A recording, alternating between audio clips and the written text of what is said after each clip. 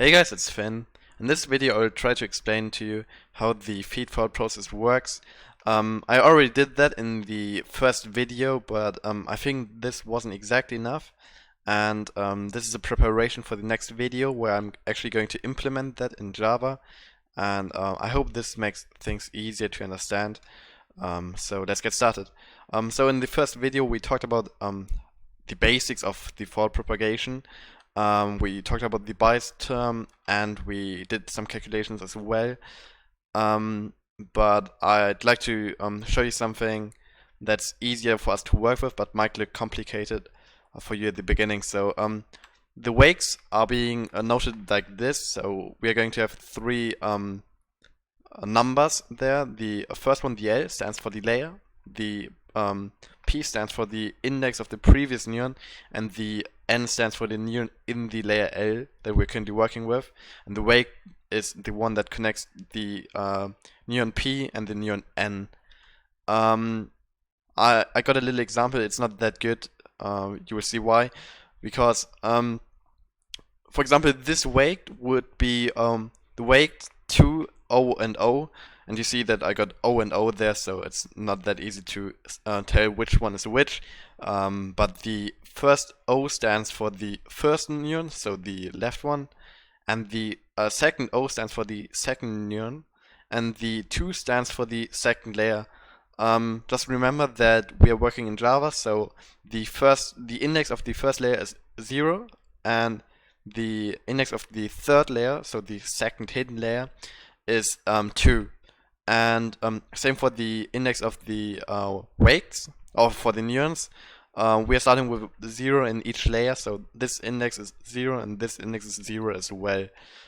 And the great thing about this is that we can directly copy it to Java.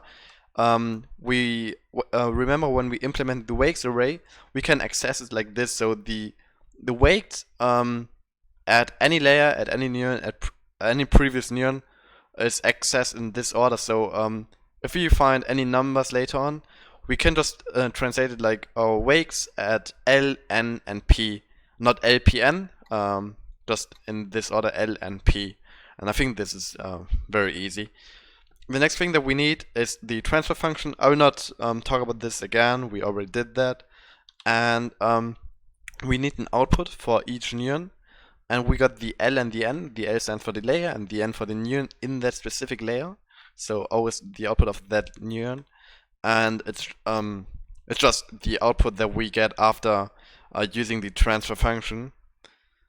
And yeah, it can be translated to Java as well. Like this, we are just going to access it like the output of the layer of the neuron. And that's pretty much it. The next thing that we need is theta, or the bias.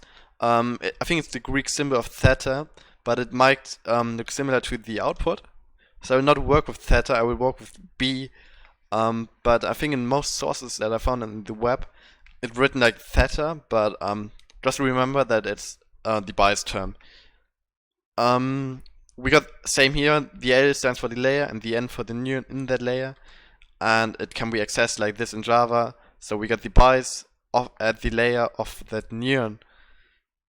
The next thing that we need is actually using it. So in the first video we split the neuron into 2 halves. The first one is calculating the sum, and the second one is applying the activation function to get the output of that neuron. So the sum will be not the sum of something. It will be I will call it x at that layer of that neuron is equal to the sum. K is the amount of previous neurons, so the amount of neurons that we got in the previous layer. Because one neuron is connected to every neuron in the previous layer, we have to iterate through every neuron in the previous layer, and that's the amount of that is K. So the wake that connects one neuron to a neuron in the previous layer is a wake in the layer L that we're working with. K is the index of the previous layer, or the neuron in the previous layer, and N is the neuron that we're currently working with. And O is just the output of the neuron that we worked with, or are working with in the previous layer. And we haven't worked with the bias term yet. I've told you that we can just add the bias term to this sum, and this will be in the next video. We're going to translate this into Java, and this is very easy because we just have to access the arrays in the correct way, and we already did. I already showed you how this works, so this should be pretty easy. But the next thing that we need is actually apply the transfer function, and this is just the output of that neuron in the specific layer is equal to the activation function of the sum, and that's pretty much it for this video. So I hope you liked it, and if you have any questions, just ask me in the comment section or wherever. And in the next video, I'm actually going to code this, and I hope to see you in the next video, guys.